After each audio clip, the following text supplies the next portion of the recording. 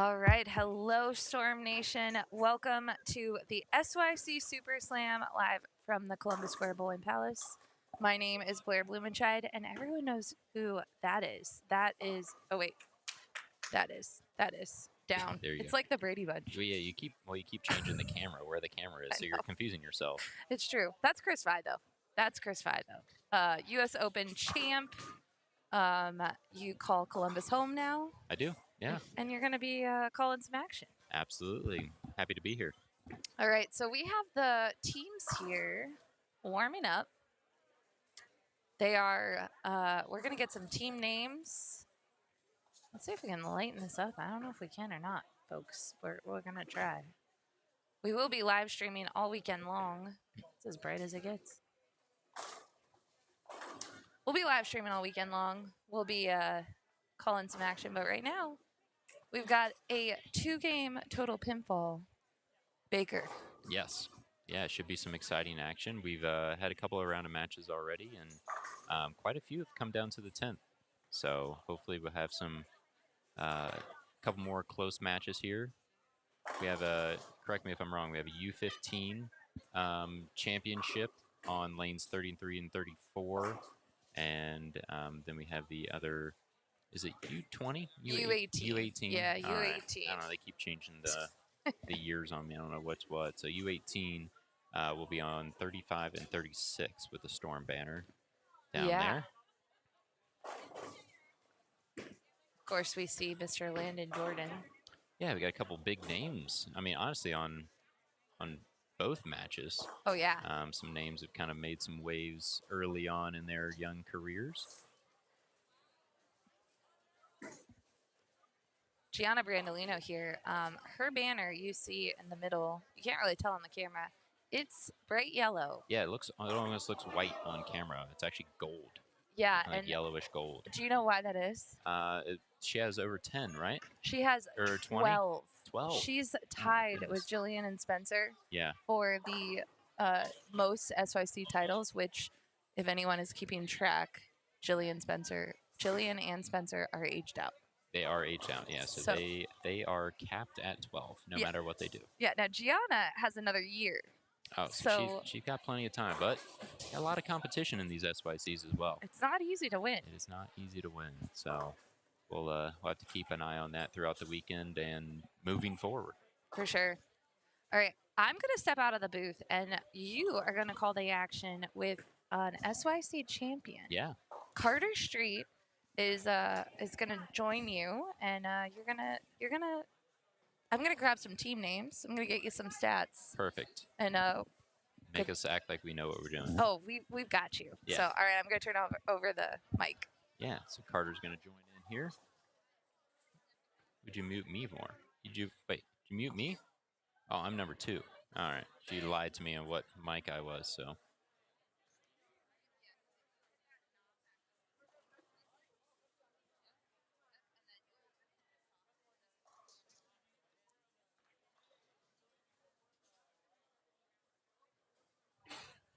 All right, Carter, welcome in. We good? Yeah, I think we're good here. I think we're good. All right, so Blair will be getting us some team names and everything here shortly, so we know who we're talking about. I think we know a decent amount of people. You may know some more people than I do here, but I know we got an Ohio group leading off right here on lane 34. We had Drew Parker, the Dayton area. I believe that's a fully Ohio team. We got the teams here. Yeah, perfect. So Ohio's finest. Ohio's finest. Drew Parker, Miles Gordon, Elliot Gordon, Bailey Massingill, and Isaiah Derflinger. Yeah. Who are they taking on? They are bowling against is that the Big Third Steps? That is the Big Third Steps. I've only got first names, no last names. Well, I know we got Anna Anthony, who is stepping up here, shooting this 2-pin on lane 33. And the young female two-handers. Ooh, just enough. Seeing more and more young female two-handers popping up Absolutely. nowadays. It's pretty cool to watch. It is. It is pretty cool. So we got Emmanuel, we got MJ, Kai Struthers, I believe, is on that team. Yes. Hayden Stube and Anna Antony over there on 33 and 34. That is the U15 finals. Yes. Alrighty. And U18 finals, I know all of these bowlers over here. Grew up bowling with all of them. Yeah, fire away. Tell us who we got. 35, Ride the Wave, Keegan Alexander, Keaton Ostrowski, Trey Henriksmeyer, Landon Jordan, and one more. Who do we got? Dawson Peterson. Yep, and lane 36, we have currently on the approach there you just saw, we have Emma Yoder. Blair, I'm doing work here. Stop trying to take pictures. I'm doing work over here. Emma Yoder just threw that shot that left the 247 there on lane 36. We have Amanda Lang, Alexa Escamilla. Hopefully I said that correctly. Think so. Gianna Brandolino and Caitlin Stoll. So these are 2-game total pinfall matches. So it's not necessarily who wins the first game, but there will be a pin differential, assuming they don't tie. And we'll see what the other team has to do to catch up game 2. Did you ever bowl this event?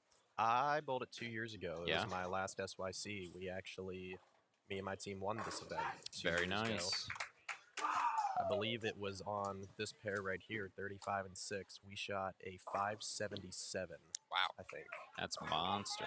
It was pretty fun. Yeah, I think a couple of years ago, I think that was the last time it was here, correct? Correct. I don't think it was here last year. A couple of years ago, I was working this event. I don't think I came in I may have come in for the very final part of the Baker thing, but I know over the weekend I started to see a bunch of scores just to the right here. Like lanes 37, it could even be down to 35, but actually, yeah, like 33 to 42 maybe had some monster scores on it. So hopefully we can see a couple of those today. Yeah, this side Nice of the building pair there. The 30s in this building are definitely the scoreable pairs, in my opinion. Yeah, I mean, as you can see here, lane 34, we got the Ohio's finest. 7-1, unfortunately, at first frame, and then we got a 5-bagger. We got Ride the Wave with the front 6 here on lane 35.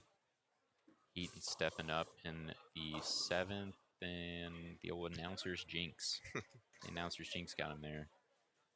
But yeah, I think I can't remember who was all on the pair, but I know Caitlin Stoll was on the pair. I want to say Gianna was on the pair as well.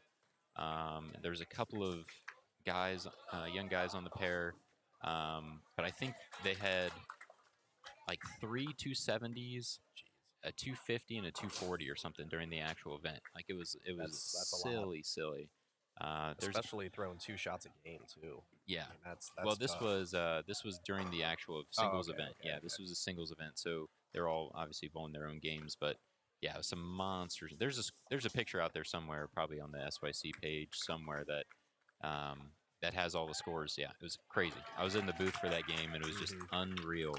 Well, I do remember 2 years ago on the short pattern, or actually first 5 games of short, then 1 game of medium. First 6 games of the event, I had the front 9 3 times and was not leading. Yeah, it's nuts. It was probably the highest scoring SYC that I was ever a part of. Yeah, I know they had, I don't want to say issues or problems, but they had, it felt like all the patterns played very similar, at least from just standing back here watching. The first 3 patterns, the first 2 games on the first 3 patterns, I did the exact same thing. Yeah. Same ball, literally stood at the same spot. Yeah, so when you can get comfortable like that, definitely helps. Nasty 9-pin there by Isaiah. Really good shot. They got a great game going. 166 in the 7th. Possibly the spare here in the 8th. and they are going against it's big third step with 107 in the 6th, spare opportunity in the 7th. So they are a frame behind, but got a decent deficit there. Yes, Sandy, it is 2 games total pins, so it is not a best of match. It is just 2-game total pinfall.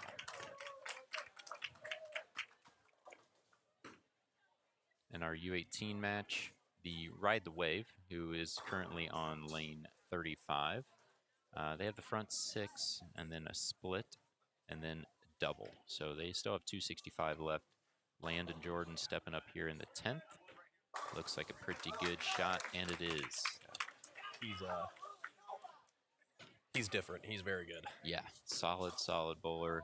Actually got to cross with him at the U.S. Open. No, I'm sorry, cross with Griffin at the U.S. Open. Landon bowled very well. I bowled very good. Yeah, I bowled with Griffin, and Griffin was actually in the cut for a very long time. And the last day, just a couple of poor games down the stretch. Unfortunately, I wasn't able to make the cut, but he smoked me. That's for sure.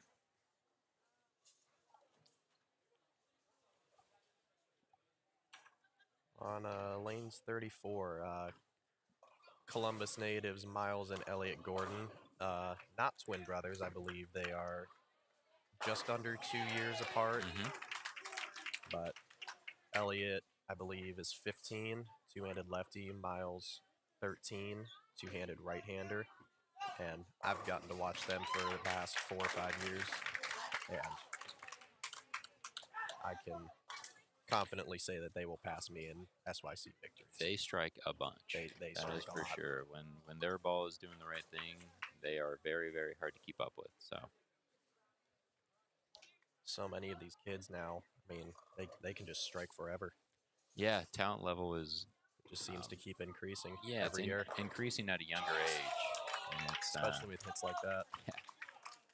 Pretty nasty messenger there from Elliot, and that gets them into the 240s. And Kai missed there in the 10th. I think that's going to put them in the 180s if he's able to convert that 4-pin.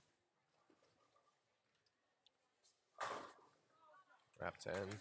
Yeah, 264. Not too big of a deal. 260. Just seems like an average game for them so far today. Yep, and Gianna can get up here. She can double to get him into the 170s. So even with the double here, going to have a pretty large deficit. Unfortunately, can't get that first one, so most likely going to be in the 160s. So going to be close to a 100-pin deficit going into this second game. So you never know. Maybe that left lane's just really, really good, and the right lane's pretty tricky. Covers it up. I don't think I've ever seen her miss a spare. Yeah, I haven't been to too many of these events. Been maybe 3 or 4 of them, and but yeah, she's always a solid bowler. Doesn't really do any self harm, right? Keeps herself safe all the time. Keeps it close, and I mean, when she starts striking, she strikes a lot. Yeah. All right, so we got 185 to 244 in the U15 division. Ohio's finest is going to have a 59-pin lead going into game 2. They'll be stepping up on the left lane, lane 33. And then Ride the Wave has a 96-pin lead on the Powerpuff Girls, I believe is what their name is. Yes. Yeah. So getting the old 2-pin to roll forward early. They only need 205 to shut them out, I believe. Anna Anthony, great shot there.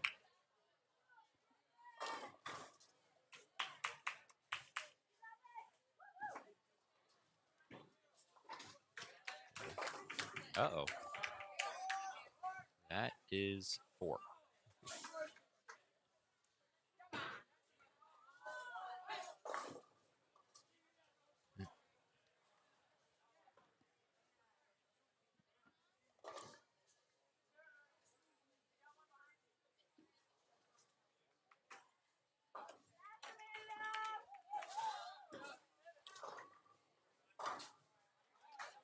right, so we got fairly clean start so far, minus the old 4 split from Heaton over there. But with a 96-pin lead, they got a little room to play with. But I would definitely not sleep on this team over here. They can put together a pretty big game. Fortunately, another 3-6-10 there.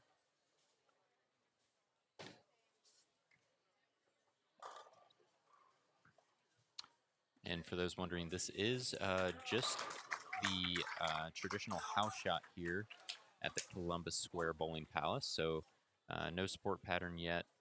There will be an official practice session for the weekend coming up after this.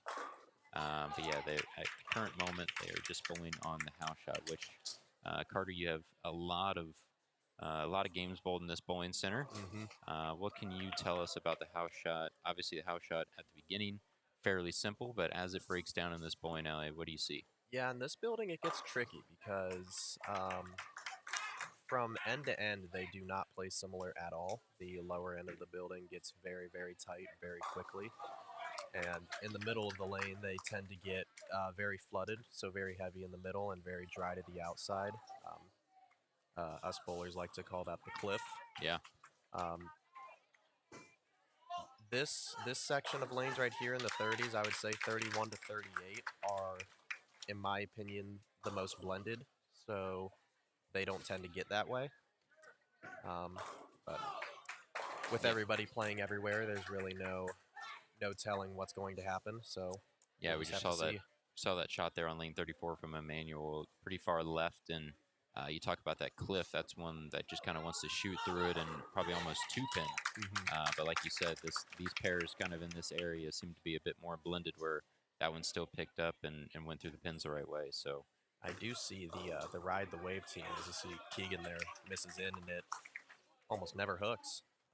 They are playing them pretty far left for this house shot, and from what I have gathered over the years is starting left on this house shot usually develops that cliff a little bit quicker, but only bowling 2 games on the pair and 1 game on each lane, they can probably get away with that. yeah, if anything, it can almost kind of help them bowling against this team here that's playing the lanes much straighter. If they can kind of chew up that front part of the lane and kind of force them off that spot. But then at the same time, if they just go out there and shoot 260 and they still got, it's not gonna matter. then they got 240 left out on in this game, then that's going to be hard to beat no matter what. But that's just so much angle. Big strike over there from Hayden as We got a match over here. Absolutely, we got a match over here. We have a strike spare 5-bagger. I believe from Big Third Step. The Ohio team had about a 50-pin lead, you They said? had a 59-pin lead coming into this game, and that has evaporated. They have quickly. 248 out, and lane 34 is looking at 280 off the sheet. Big Third Steps. Last 5 can shoot a big 280 game. Another great shot Can't there throw from much better than MJ. that. Yeah, like I said, these matches are like, you can see big flips in these just because you're only throwing 2 shots a game, obviously, unless you're bowling a 10th, you're throwing up to 4.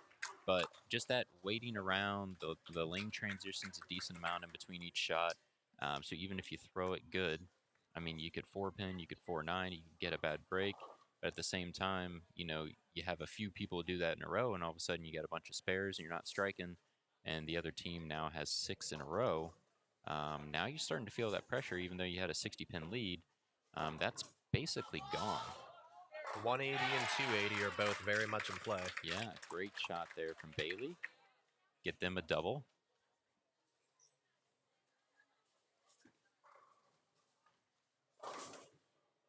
Yeah, it's basically a one-hit match now. See if Emmanuel can throw another one. Yeah, see again, just a little left, and that kind of It's that the puddle oil down lane. and that kind of puddle in the middle there just wants to shoot through it a little bit more.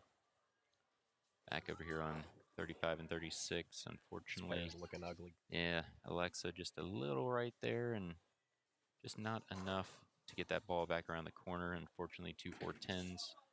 Trey cleans up a 10-pin there. And uh-oh. Isaiah, the errant shot there on the left lane. 6-7-10.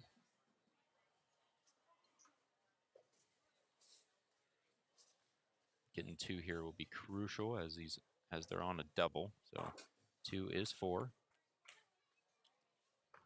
Alexa gets her 2 there on the spare, and unfortunately this match is all but over. But yeah, Ride the Wave team. Fitting name, they rode the wave all day, and it looks like they're going to win the U18 title. Absolutely, and Isaiah gets his 2 over there on lane 33.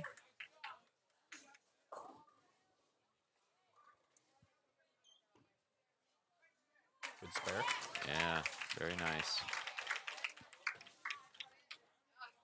And guess what? We got a 3-pin match.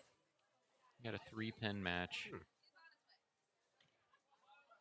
We'll have some Deadwood getting cleared on lane 34, but these youngsters don't really care. They're just going to get up and bowl anyway. That doesn't affect them. Emma shooting her 3-pin, no problem.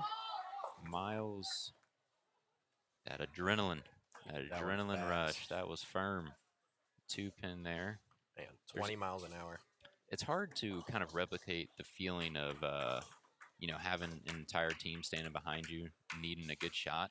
Like, I don't know about you, but for me, I get more nervous bowling team events than I do individual events because you don't want to let the team down.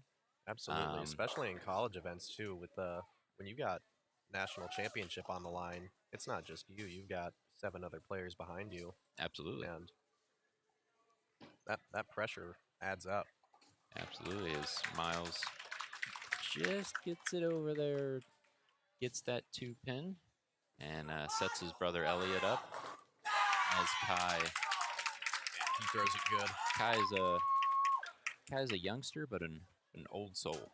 I feel like just an old soul. He's been around for forever. I saw him. I believe he threw out the first ball at a PBA event. I think he was 9 or 10 years old.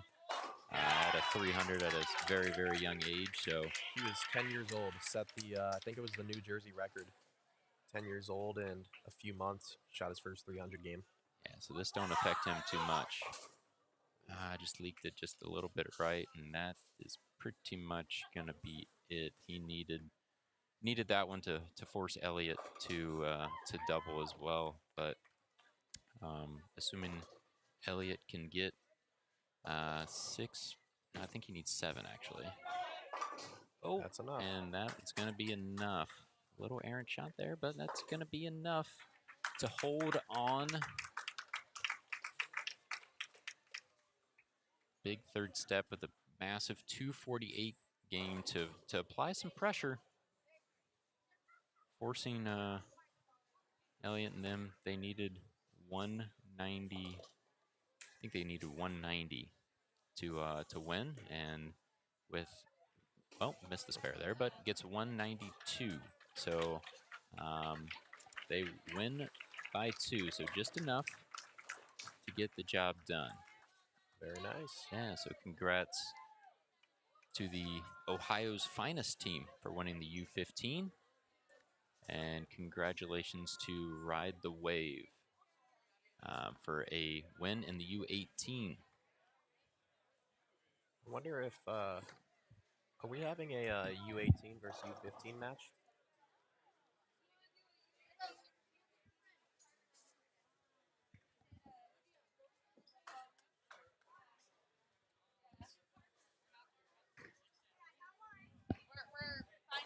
Okay. All right. There's a potential for a U18 winner versus U15 winner match. I do remember 2 years ago we did do that.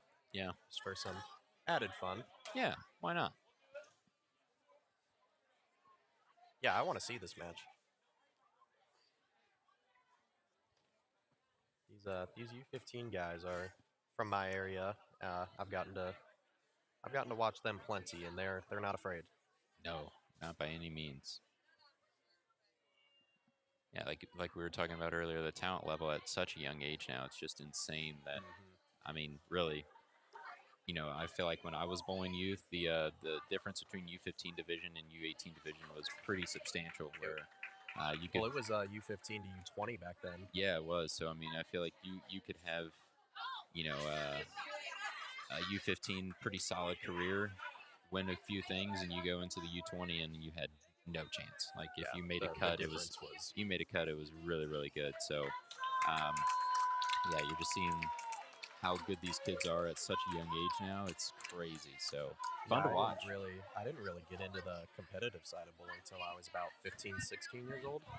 And I mean, these kids are getting started 10, 11, and Yeah. I mean, it's insane. Yeah, it is really, really crazy. Again, yeah, same for me. I was about 16, even really 17 before I really started taking competitive bowling seriously. And yeah, these kids they got 8 years, on us Not only getting that, but started early. they're getting TV experience too. Yeah, TV experience. I mean, sport shots experience. I got my first TV experience when I was 18. I mean, these kids are getting it. U12, junior gold. Yeah, 10, 11, 12 years old, they're getting TV experience. absolutely. It's good to see for the game. I mean, Yeah. This match? Like the last time we did it, My team did. Yes. Yes, 2 years ago, my team did end up winning. I believe we were Ohio versus the world. Ohio versus the world. I think that was our team name. I don't remember. It was. Yeah. That was a good team. That was fun.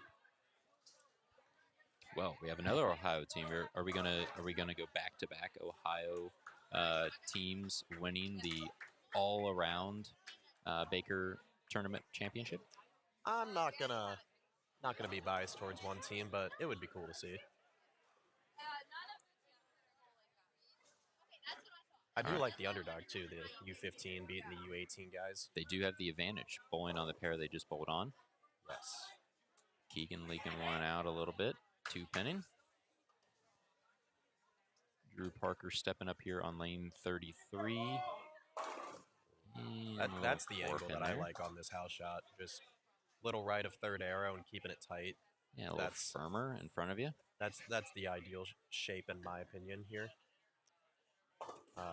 The Ride the Wave team, they're definitely going to hook them quite a bit. They're going to go around it, and we'll see if that works out for them.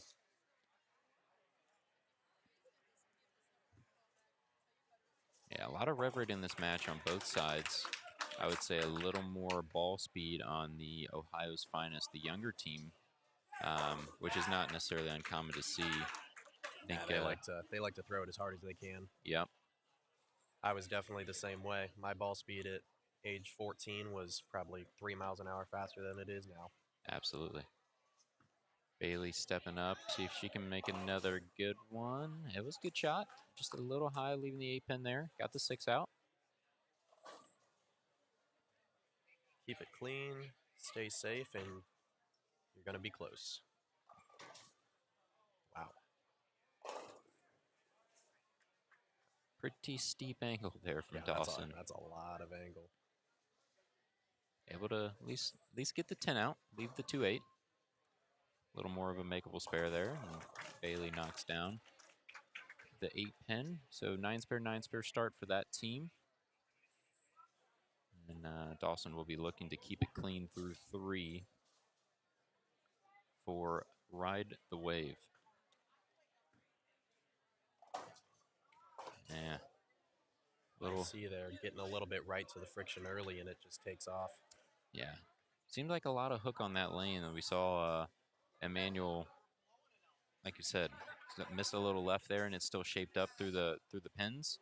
And that kind of got to a similar part of the lane as his did, just with less ball speed and a little more heavier ball roll, and it had no chance of staying on line there. So Isaiah likes that one. Yeah. Whoa. Yeah, this lane is, I think it's cooking a little bit. And yeah, Keegan, obviously a little steep first shot, didn't really see that. And Dawson, the same thing, pretty steep that first shot, didn't see it.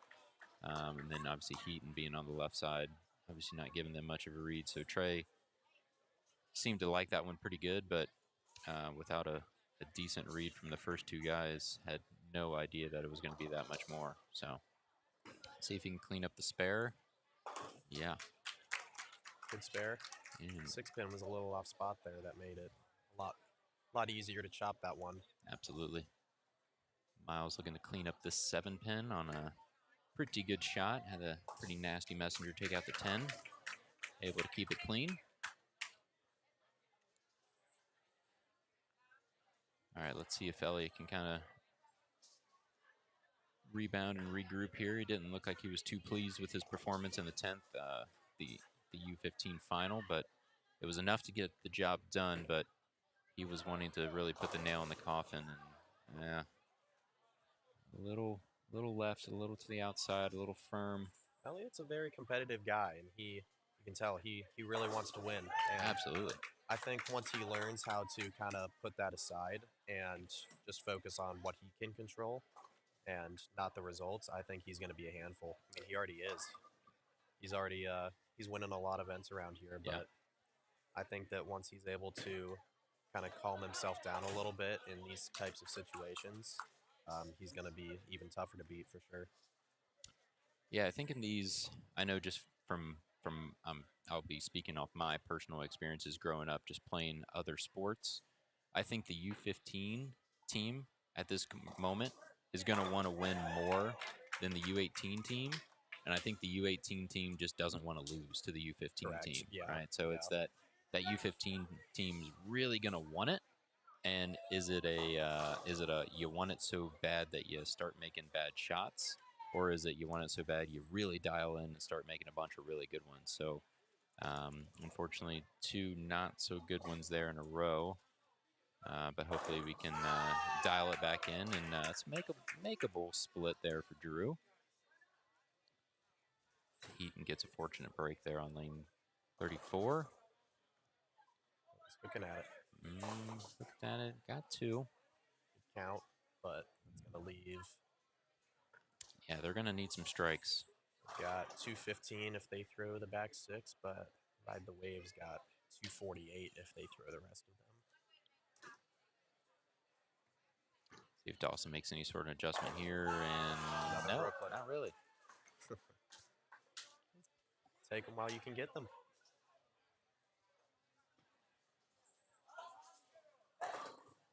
Tell you, Bailey's making some great shots. Fortunately, lanes looks like it's starting to hook a little bit for her.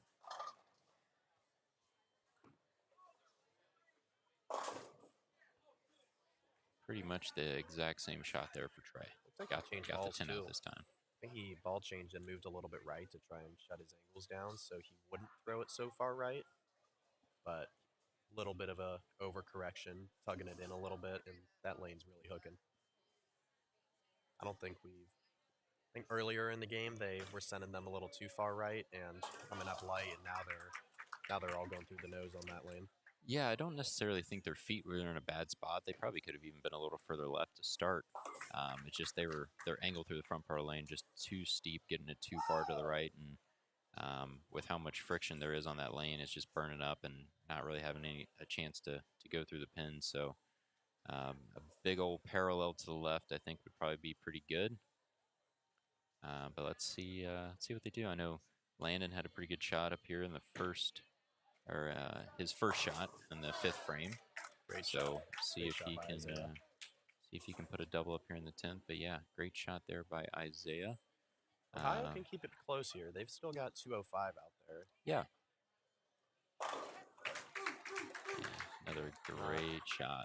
Not a big surprise there. Landed 10 back. Yeah, he looks just extra soft with his hand at the bottom right now. I don't know if is. he's doing it on purpose, or if that's just kind of what That's his thing. kind of game has evolved to a little bit. But yeah, very, very soft at the bottom. He's really not seeing that that early friction that everyone else on his team is seeing. It's just kind of floating through there a little bit better and rolling off of it. Looks really, really good.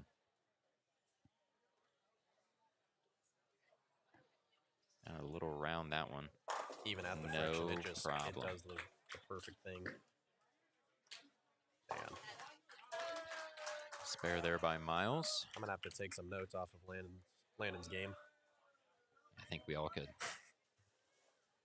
I need I need to learn how to be that soft. All right, if we can get a double here by Elliott, get him into the 180s and keep it, right around that 40 mark. Like we saw, right? They had a 60-pin lead against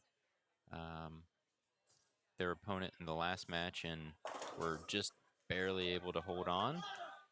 So we know that big changes can happen in these matches. So we'll see if Elliott can at least keep him within striking distance. The ball change there looked quite good. Looks like he went to something that was a little smoother, read the lane a little bit sooner, so it wouldn't get super far behind it down the lane.